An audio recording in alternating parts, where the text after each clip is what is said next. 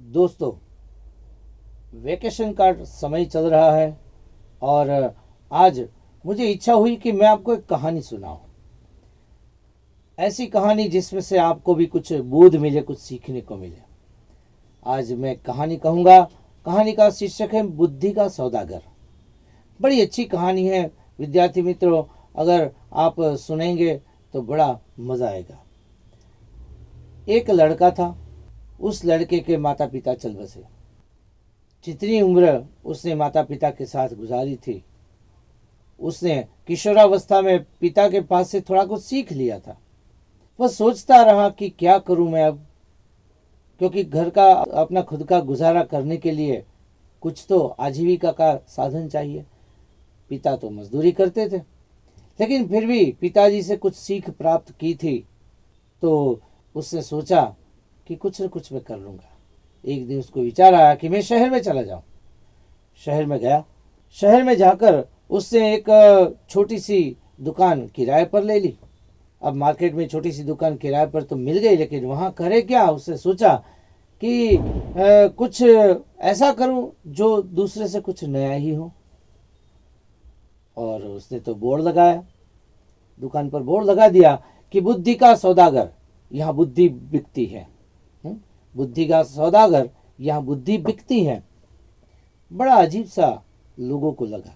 लोग वहाँ गुजरते थे, आते जाते लोगों को लगता था तो ये तो बड़ा अजीब सा आदमी है, अजीब सा लड़का है, बुद्धि बेचता है। और अब तो बुद्धि भी बाजार में बिकने लगी क्या। लोगों को आश्चर्य होता था। आसपास के दुकानदार उसका मजाक उड़ाया करते थे, लेकिन उसने किसी की परवाह कभी नहीं की। ऐसे ही दिन पर दिन चलते गए। ऐसे ही 2 महीने करीब करीब बीत गए। किराया दे रहा था, मुश्किल से खुद का गुजारा कर रहा था, लेकिन उसकी दुकान पर कोई ग्राहक आया ही नहीं। कोई ग्राहक अभी तक नहीं आया। 2 महीने ऐसे ही बीत गए। अब सोच रहा था कि क्या करूं मैं। वो तो समस्या में आ गया। उसने सोचा कि ऐसे ही 2 महीने से किराया दे रहा हूं, एक आध महीना और इंतजार कर ले।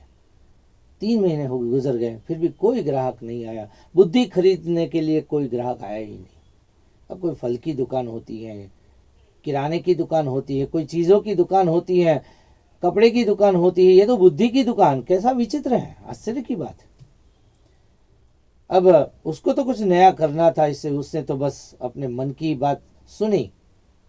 अब एक दिन सोचा कि भाई 3 महीने तो ऐसे ही बीत बीत चुके हैं, दुकान बंद कर दूं। अब यहाँ कोई मेरी कदर करने वाला है नहीं, तो छोड़ दे, चलो ठीक है, कोई कहीं कोई दूसरा प्रयास कर दे।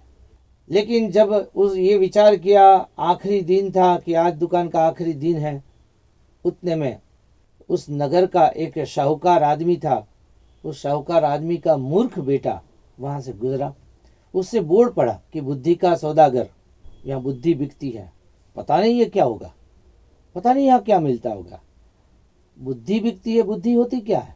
पिताजी तो बार बार मुझे कहते तू तो निर्बुद्धि है, बिना बुद्धि वाला है, मूर्ख है। तो चल ना, यहाँ बुद्धि बिकती है तो आज मैं बुद्धि ले जाऊं, पिताजी को जाके बताऊंगा, पिताजी खुश हो जाएंगे। पता नहीं बुद्धि कैसी होती है, कोई फल की तरह होती है या तो कोई चीज होती है। जो भी है, जाओ तो सही। वो तो मूर्ख आदमी, शाहूकार का बेटा, वो गया दुकानदार के पास, मतलब इस लड़के के पास गया। सौदागर लड़का उस लड़के के पास गया। वहां जाकर कहा कि भाई मुझे बुद्धि चाहिए। आप कितने पैसों में बुद्धि बेचते हैं, बुद्धि का क्या दाम है। कहा कि भाई मैं बुद्धि को ऐसे तोल नाप के नहीं देता, उसके उपयोग के हिसाब से बेचता हूँ। आपको कितनी चाहिए, किस प्रकार चाहिए। अरे भाई इस बात में मुझे कोई समझ में नहीं आता, ये बात मेरी समझ से परे है। ऐसा करो, मेरे पास 1 रुपया है, 1 रुपये में जैसी बुद्धि आती है वैसी दे दो। सौदागर लड़के ने कहा ठीक है, 1 रुपये की बुद्धि ले जाओ। उसने उस लड़के के पास से 1 रुपया लिया और एक पर्ची निकाली, और उस पर्ची में उसने कुछ लिखा। पर्ची में उसने ये लिखा था कि जब 2 लोग झगड़ा करते हों तब वहां खड़े रहना उचित नहीं है। क्या लिखा था दोस्तों, कि जब 2 लोग झगड़ा कर रहे हों तब वहां खड़े रहना उचित नहीं है। उसने तो पर्ची अपनी जेब में डाली, घर जाकर अपने पिताजी को बताया खुशी खुशी से कि पिताजी देखिए मैं बुद्धि लाया। आप कहते हैं ना तेरे में तो बुद्धि नहीं है, देखिए मेरे पास बुद्धि है। पिताजी ने देखा, चिट्ठी पढ़ी और लिखा था कि जब दो लोग झगड़ा कर रहे हो तब वहां खड़े रहना बुद्धिमानी नहीं है, उचित नहीं है। अरे ये क्या है, 1 रुपया तूने खामखा बिगाड़ दिया। ये तो सामान्य साधारण सी बात है, ये तो सबको पता होती है इस बात। तो अब तूने तो 1 रुपया खामखा बिगाड़ दिया, बर्बाद कर दिया 1 रुपया। उसने अपने बेटे को डांटा और पिताजी उस सौदागर लड़के के पास गए, उसकी दुकान पर तुरंत गए और वहां जाकर झगड़ा करने लगे। कहा कि तूने मेरे बेटे के साथ छल कपट किया है, तूने ठगी की है, मेरे बेटे का 1 रुपया तूने हड़प लिया, लाओ तू 1 रुपया वापस ले, तेरी पर्ची हमें नहीं चाहिए, तेरी कोई बुद्धि हमें नहीं चाहिए, तेरी कोई सलाह हमें नहीं चाहिए। उस सौदागर लड़के ने कहा कि सेठ जी शांत रहिए, मेरी बात सुनिए। आपको अगर ये पर्ची नहीं चाहिए तो फिर आपको भी लिख कर देना होगा कि मेरा बेटा इस सीख का उपयोग कभी नहीं करेगा। पिताजी ने कहा ठीक है, कोई बात नहीं। उस सेठ ने एक कागज पर लिख दिया कि मेरा बेटा आज के बाद कभी इस सीख का कभी उपयोग करेगा ही नहीं। ठीक है, बात खत्म हो गई, सब राजी हो गए और वो अपने ठिकाने पर चला गया। अब उतने में थोड़े दिन गए, उतने में हुआ क्या कि एक दिन राजा की रानी, 2 रानियां थी, वो आपस में झगड़ पड़ी। अब आपस में झगड़ा हुआ, तू मैं होने लगी, काफी लोग इकट्ठे हुए। वहां ये शाहूकार का लड़का भी वहां खड़ा था। सब लोग धीरे धीरे करते करते निकल गए। रानियां दोनों झगड़ा करती रही, एक दूसरे को बोलती रही, कुछ अनाप शनाप कहती रही। लेकिन ये शाहूकार का लड़का, वो करारनामा के हिसाब से उस लड़के के, सौदागर लड़के से करारनामा हुआ था कि जब 2 लोग झगड़ा कर रहे हो तब वहां खड़ा नहीं रहना चाहिए और इसका उपयोग मैं कभी नहीं करूंगा। तो उसको याद था, वो तो वहीं पर खड़ा रहा और सुनता रहा, देखता रहा। अब दोनों रानियों का झगड़ा हुआ, राजा के पास बात गई। राजा के दरबार में उन दोनों रानियों को बुलाया। राजा ने पूछा कि आप दोनों का झगड़ा हुआ तो कोई गवाह है, क्या है, कैसे किस प्रकार झगड़ा हुआ? हाँ, वो लड़का खड़ा था, साहूकार का लड़का खड़ा था, साहूकार को गवाह बना दिया। अब साहूकार को के लड़के को तो गवाह बना दिया। अब वो बेचारा फंस गया कि राजा ने एक दिन तय किया कि उस दिन आप गवाह को लेकर आइए, दोनों रानियां। अब एक रानी उस लड़के के पास गई कि देख, तुम मेरी तरफदारी में गवाही देना। थोड़ी देर हुई तो दूसरी रानी आई कि देख, तुम मेरी तरफदारी में गवाही देना। अब ये तो रानियां हैं, वो सजा भी दे सकती है, कुछ भी हो सकता है। वो तो डरने लगा, सेठ भी डरने लगे। सेठ को वो सौदागर लड़का याद आया कि उससे कुछ सलाह मांगी जाए। सेठ ने कहा उस लड़के को कि चल उस लड़के के पास जाए, उसकी दुकान पर जाए जहाँ बुद्धि बिकती है। दोनों बाप बेटे सौदागर लड़के के पास गए, उसको सारी की सारी बात सुनाई और कहा कि अब हमें कोई उपाय चाहिए, आपकी सलाह चाहिए। अब मौका देखा उस लड़के ने और लड़के ने कहा कि भी 500 रुपया लगेगा। 500 रुपया लगेगा, पहले 1 रुपया था, अब तो मौका देखकर उसने कहा कि सेठ के पास तो वैसे भी पैसे है, 500 रुपया लगेगा, मैं सलाह तो दूंगा।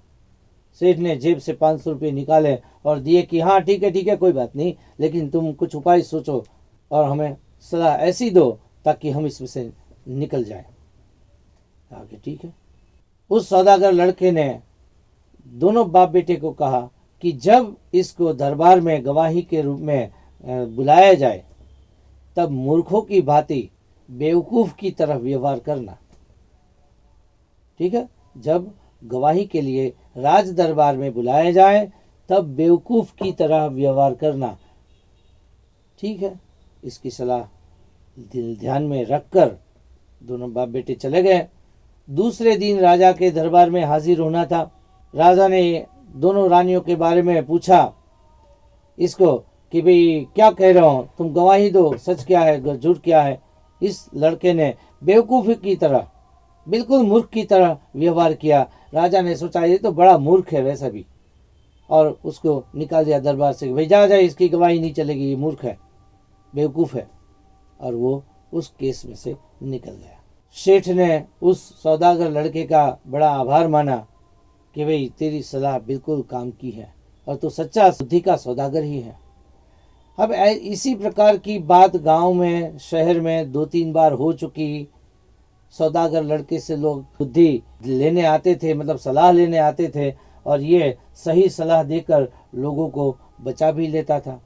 और कुछ समय हुआ, वो तो अच्छी खासी कमाई भी करने लगा। अब देखिए बुद्धि की कमाई है भाई, कहा है ना, बुद्धि किसके बाप की, बुद्धि पर किसी का हक नहीं है, बुद्धि तो हमारी होती है। तो उससे जो अपने अनुभव से सीखा था वो लोगों को सलाह देता रहा। इस बात का पता राजा को चला, तो राजा ने सोचा कि इसको दरबार में बुलाया जाए। राजा ने दरबार में बुलाया कि भाई मुझे भी ऐसी कोई सलाह दो ताकि मैं भी कहीं फंसा हूं तो काम आए, मेरा भी हित मैं सोच सकूं और मेरा भी अच्छा हो, मेरे लिए कोई सलाह है तुम्हारे पास? उस लड़के ने कहा आपके लिए तो हमारे पास बहुत सलाह है। तो कहा कि ठीक है, तो कोई एक आध सलाह दो, लेकिन राजा जी थोड़ा कुछ चार्ज लगेगा, ठीक है, मुझे कुछ उपहार देना पड़ेगा। हाँ दूंगा दूंगा, तू जो मांगेगा, बस 1 लाख सोना मोहर देना। अरे 1 लाख सोना मोहर देंगे, लेकिन पहले सलाह तो दो, ऐसी सलाह हो जो उपयोगी हो तो मैं तुझे बहुत सारा उपहार दूंगा। 1 लाख तो क्या, 1 लाख सोना मोहर तो क्या, बहुत सारा। कहा ठीक है, चलो राजा है, राजा को तो मना नहीं कर सकते। तो राजा जी को उसने सलाह दी कि एक बात ध्यान में रखिए कि कुछ भी करने से पहले खूब सोच लेना चाहिए। क्या सलाह दी? कुछ भी करने से पहले खूब सोच लेना चाहिए। राजा ने कहा ठीक है, बड़ी अच्छी सलाह है। राजा तो बहुत खुश हुए, और राजा जी ने क्या किया कि उसने दीवार पर यह सलाह लिख दी।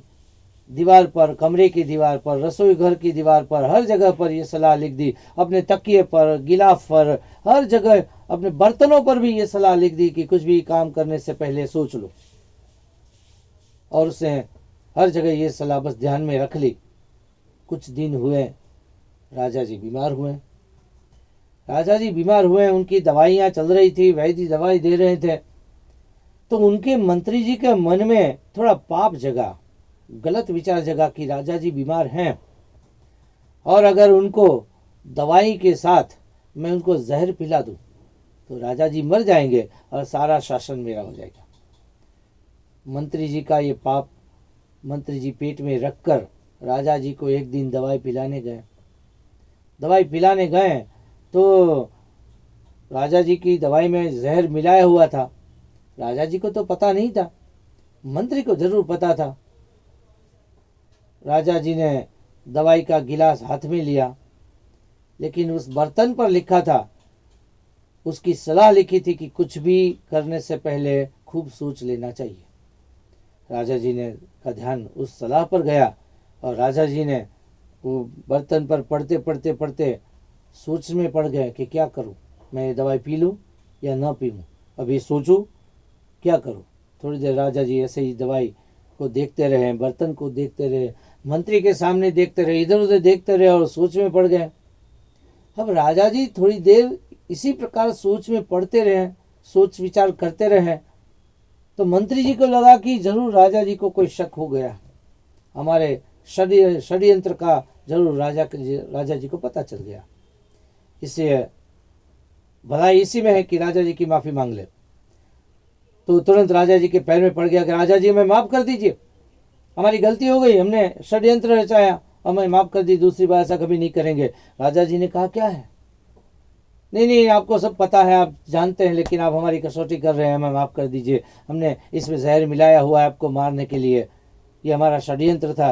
राजा जी को सब पता चल गया, और राजा जी ने सिपाहियों को बुलाकर मंत्री को कारागार में डाल दिया, और इसी प्रकार राजा जी बच गए। राजा जी ने उस लड़के का जो सौदागर लड़का था, जो बुद्धि का सौदागर था, उस लड़के को बुलाया और उसको बहुत सारा इनाम दिया, बहुत सारा उपहार दिया, और उसकी बहुत सारी तारीफ की, और उसको अपने राज्य दरबार में उसको मंत्री का ओहदा दे दिया। और इसी प्रकार राजा जी बच गए, राजा जी बहुत ही खुश हो गए। दोस्तों, इसी प्रकार आप देखिए, अपनी बुद्धि का उपयोग अगर करेंगे और हम जीवन जिएंगे तो हम सदा खुश रहेंगे।